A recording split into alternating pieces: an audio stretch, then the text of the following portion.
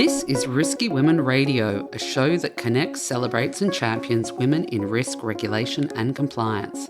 We're here to share the insights on the biggest issues in our industry and hear inspiring journeys from our global members. Sign up to our newsletter at riskywomen.org. I'm Kimberly Cole, your Chief Risky Woman. Welcome to Risky Women Radio. Today's Risky Woman is a senior consultant at Deloitte specialising in data protection and privacy, AI and internet regulation. She has a well-rounded perspective on both the technical and human sides of the business through her background in legal services and customer support roles. Holding a master's degree in data protection and privacy law from Dublin City University gives her a good foundation for navigating data protection and privacy frameworks and regulatory compliance. So welcome to Roosa Rosti. Thank you so much. Great to have you here. And I've given a very sort of short introduction, but we'd love to hear your career journey in your words and what some of the highlights were for you along the way. Yeah, of course. So I guess I'll start from I studied law as an undergraduate in Dublin City University, but after graduating, I wasn't really sure if I wanted to follow the kind of traditional solicitor or barrister route. So I went to work as a legal secretary in a law firm, which was actually really valuable because it gave me a really practical view of what legal work actually looks like day to day. And while working there, I then discovered that Dublin City University had launched a master's in data protection and privacy law. And I kind of always been interested in emerging technology, and the data protection space felt like that kind of space where law, ethics and innovation all get combined. So I went for that, completed it in 2020, and that then became the entry point into my current role and the digital trust and privacy team at Deloitte. Fantastic. I love that sort of journey. That's interesting. Yeah, it's been really great so far. And especially now working at Deloitte, I've had a chance to work on a wide range of different projects across privacy and digital regulations, governance. And it's kind of given me that chance to see how all that regulatory theory that I learned about in college translates into the decision-making process in reality. And then also like how important the trust, accountability and good governance are when you're scaling technology. And along the way, have there been sort of hard decisions that you've had to make a choice between doing one thing or another that really helped shape the direction that you've headed? I'd say the hardest decision probably was going back to education to complete the master's. I was already working full-time as a legal secretary, like I said, so going back to college kind of meant more financial pressure, time pressure, and maybe a little uncertainty as well, kind of starting again from scratch. But looking now in hindsight, it was really the turning point in my career because it kind of gave me that door to where I am now and also an opportunity to start building my network in the data protection space. Excellent. We love it when a risk that pays off. So well done. And what's the best piece of advice that you've received so far? Oh, I'd say whatever feels hard or scary, do it, go for it. I think it's very easy to stay in your comfort zone, but once you get outside of that, the growth and progression kind of sit outside of it. So, and also if it doesn't work out or go exactly as you planned, you'll always have that experience behind you then, and I don't think that's ever a waste. Yeah, that's very true. Good advice. When you think about your leadership, ultimately, when you're thinking about what you would like to leave behind, what would be that change that you hope that you would leave behind in terms of people or culture or the profession itself? I'd say, I guess the advice that I just talked about kind of came from it. So I've had the fortunate opportunity to work with some really excellent leaders, a lot of them women as well, who've invested time in my growth and development. So I think I'd like to leave behind a strong culture of mentorship. As I progressed in my career, I've had opportunities also to mentor others that are at earlier stages of their careers.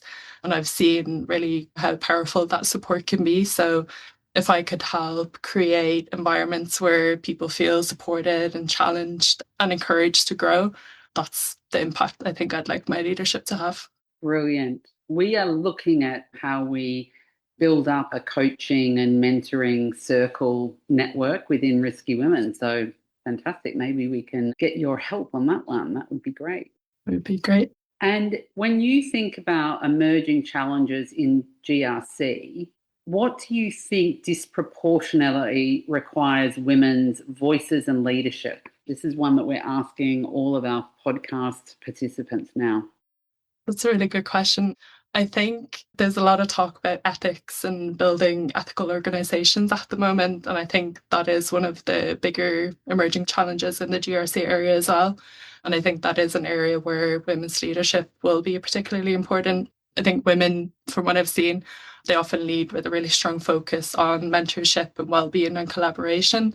So that then makes people feel supported and valued, and the ethical behavior kind of then becomes part of the culture in the organization rather than just being a policy.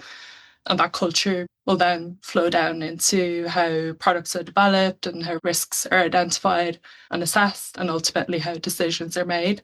And that will then in turn strengthen the governance, risk, and compliance in the organization. Fantastic. Love it. Absolutely love it. This episode is brought to you by Kroll. Stay ahead with Kroll. As the leading independent provider of financial and risk advisory solutions, Kroll leverages their unique insights, data, and technology to help clients stay ahead of complex demands. Now, I forgot to mention one of your biggest achievements was being a winner in the Risky Women Right competition. Well, at least from our perspective anyway, you probably have other achievements that are bigger. But anyway, so you wrote a fabulous article, which of course I recommend that everyone, if they haven't already read it, goes online and reads it.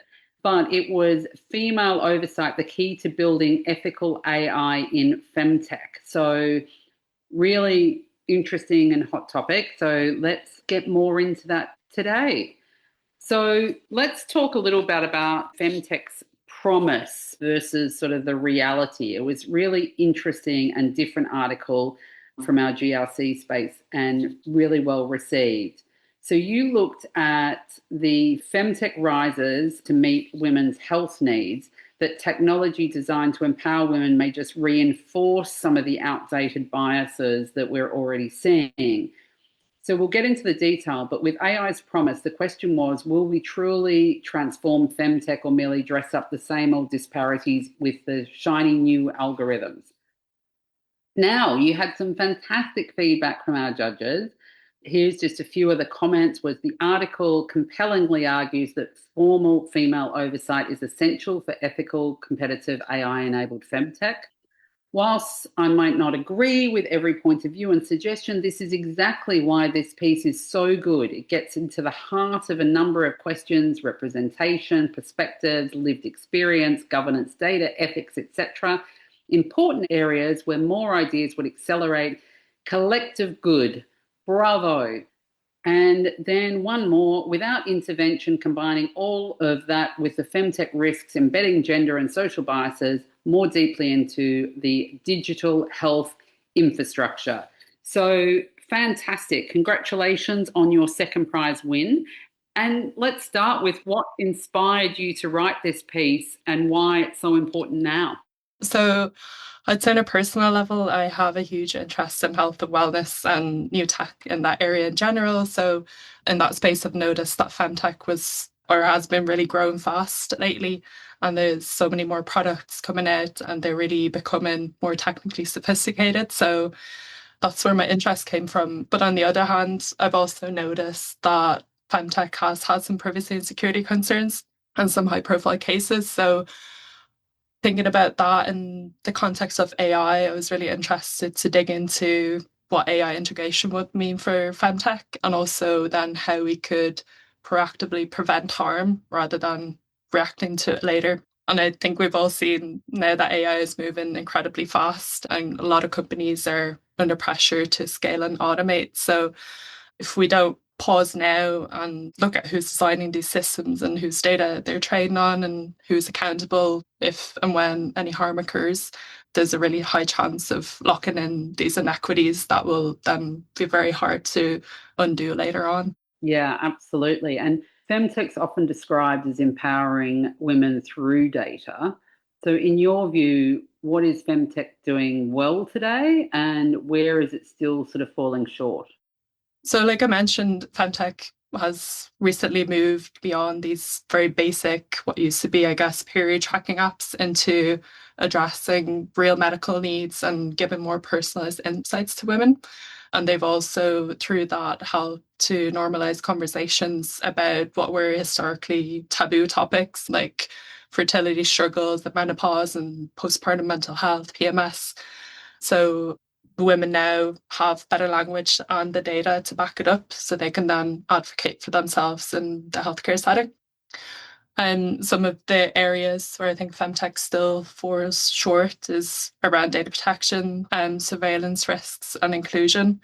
So the data they collect is really sensitive, and especially in some legal and political contexts, there is a chance that it could be misused. And there are also, like I mentioned, there have been some high profile cases where the data generated through Femtech apps was shared without the meaningful consent of the users. And then on top of that, the data that goes into the Femtech is often very narrow. It's reflecting this Western wealthier population, which can then, when combined with AI, lead to inaccuracies for women from different cultural or socioeconomic backgrounds.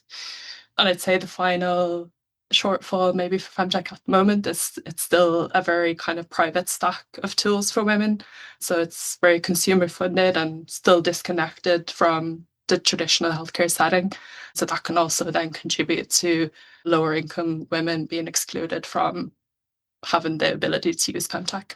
All great points. And I think you're right. There's so much more emphasis now and awareness and so many things happening in the space. I have a very good friend, Micah Steinerbeck, who's in Hong Kong, who has another podcast called Femtech at Work, which I would recommend everyone listen to as well if they want to hear more about this space. She's had some fantastic guests who are doing some really innovative things in the space. So that's really, really another interesting channel. You opened the article with the idea that AI might simply dress up old disparities with these new shiny algorithms. So what kind of prompted you or led to that concern? So I saw somewhere that AI was described as kind of a rearview mirror. So it means that it learns from where we've been, but not where we want to go. And I think that was very fitting for Femtech and healthcare because in those settings, this rear view is a medical research history that's very much where the default male was standard for decades. And that's been baked into the foundational data that's used then to develop AI and fed into the Femtech using AI. Yeah, women were just considered to be small men. Yeah, exactly. Exactly. So if an algorithm is trained on 50 years of that kind of data, including like where women's pain was dismissed or their symptoms weren't tracked or women weren't included at all, the AI itself isn't going to fix that bias. It's just going to learn it as being normal. Yeah, absolutely. So that's a really good point. I mean, have you got any examples of the real world consequences of that male centric approach and how that gender data gap has caused issues? I've recently read something that a lot of women that present in emergency departments thinking that they have heart pain or chest pain or they might be having a heart attack, they're just completely dismissed as having anxiety or stress. And that's leading to bad outcomes for them because they're not being pushed forward for the right diagnostics, just because this data from the past says that women are less likely to have heart conditions compared to men. Absolutely. So let's look at governance and female oversight and all of those other things that you talked about. So you argued for governance by design. What does that look like in practice for femtech companies? It's very similar to the concept of privacy by design. So I think governance by design means it's not a checklist at the end. It's built into the products from how they're conceived, how they're trained, tested, and ultimately deployed. So in practice for AI, that means setting very clear accountability and not just performance metrics. It means that you're documenting assumptions in data sets, you're doing stress testing on the models, also on the edge cases, and then also having escalation paths where harm occurs. And I think it also means kind of slowing down at those key moments and thinking that not every feature that you want to push out needs to be deployed just because it can. And I think sometimes restraint could be the more responsible design choice. Interesting. And your idea of sort of female oversight, it goes beyond user testing. What does that meaningful oversight actually entail? So it means giving women the power, not just having them participate. So it's asking women for feedback after decisions are made, making sure women are in roles where they can influence what gets built, what data is used, and what trade offs are acceptable to them. And includes putting women in leadership, advisory boards, in data science, ethics review, and also at the executive level. And I'd say most importantly, it needs to have some teeth. And if the concerns aren't raised, there needs to be some kind of mechanism put in place to pause, revise, or stop deployment and not just see, okay, there's a risk, let's move on.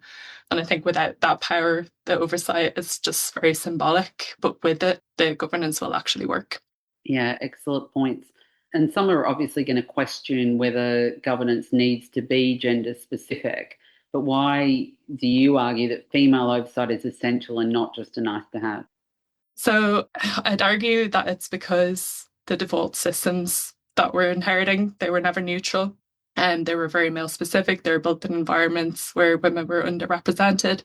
So female oversight is about correcting that and bringing the perspective that we're historically missing from this medical research. And it also means bringing in women's lived experiences. And if we don't bring it in, then we're effectively asking these same systems that created the problems to fix themselves. And I think it's not about excluding men and not saying they don't have valuable contributions, but I think in Femtech specifically, it would be very contradictory not to have this gender aware governance. Like if the product itself is about women's bodies, then women should have that authority over how the products work. Yeah, absolutely.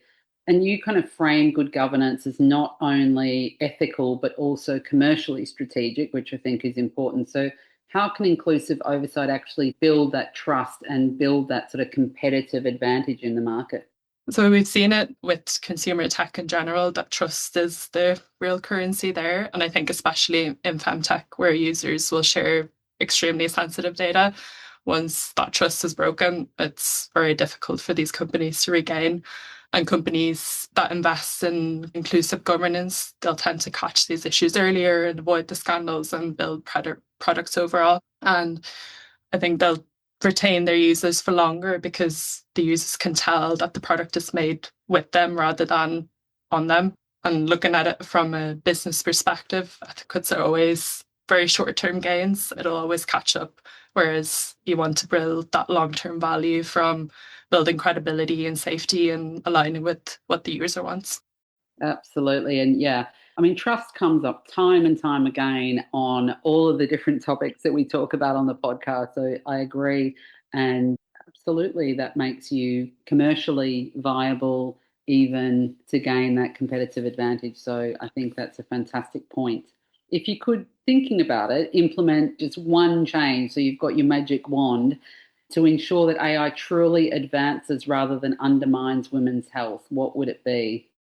Oh, I would say very similar to data protection impact assessments under the GDPR. I would require mandatory independent impact assessments for AI driven femtech products before they're put into large scale deployment. And those would look at things like gender bias, the data gaps, and the unintended harm, and be kind of a condition to progress with the development. And I think that will really feed into the fact that if you can't explain who the model works well for and for who it doesn't, then you're not ready to deploy it. And we've seen it, I think, with the data protection impact assessments that helps companies have better data practices overall and they make better decisions and have better accountability. So I think ultimately that would then move us closer to Femtech that will actually deliver on what they promise. Fantastic. Look, I mean, it's a really interesting topic. I love how you are looking at other models and bringing them into fintech, talking about data, talking about commerciality, trust being a big one. So, some really great points. So, once again, I suggest everyone reads the article and let us know what your ideas are and your thoughts are. Now, another question that I'm asking all of our participants on the Risky Women Radio this year is our winner wrote an article which was the obituary of the risk matrix. And we thought it was just such a fun idea. So if you had to write the next obituary for an outdated tool or practice in governance, risk or compliance, what would it be? That's a really good question. I would think the next obituary would be for this concept of checklist compliance. We've seen it, especially in the digital regulation space at the moment, with this volume and pace of new regulations. It's not really realistic anymore to treat compliance as this box ticking exercise. And I think that approach itself creates kind of like a false sense of safety. So you could technically be compliant while still missing the real risks in the organization, like how a system behaves in practice or how decisions are scaled or where the harm actually will come from in the business context. So that could be replaced with maybe a more risk-based contextual way of thinking. So understanding why these compliance requirements exist and how they map to a business model and where the real exposure for the company lies. Excellent. I think we're going to end up with a whole list of things that will be quite transformative. So thank you for your idea. So now, to have a bit of fun to wrap up this episode, we have our rapid fire round. It's new setup for this season, and we're asking everyone to do these one word pick and choose ideas, and then we'll get into a few one word answers from you. So let's see how we go. Okay, risk taker or risk averse? I would say risk taker. Excellent. Head or heart? I'm going to say heart. Courage or caution? Caution. Principles or pragmatism? Pragmatism. Culture or controls? Culture. Instinct or evidence? Evidence. And legacy or impact? Oh, good question. I think impact. Great. And what's your leadership superpower? I think it goes back to that mentorship, kind of looking out for the next generation of people coming up behind me and making sure that I'm passing on what I've learned in my career so far onto them. I think that's the only way to bring up more people into the space. Fabulous. What's one word that defines your career so far? It's not really a one word, but I'm going to say an exciting journey. Excellent. And governance in one word? Oh, governance. Important.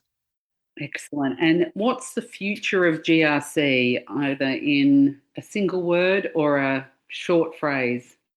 I think it has to be automated. There's been a lot of manual processes up until now, but we're seeing it move towards that space, I think.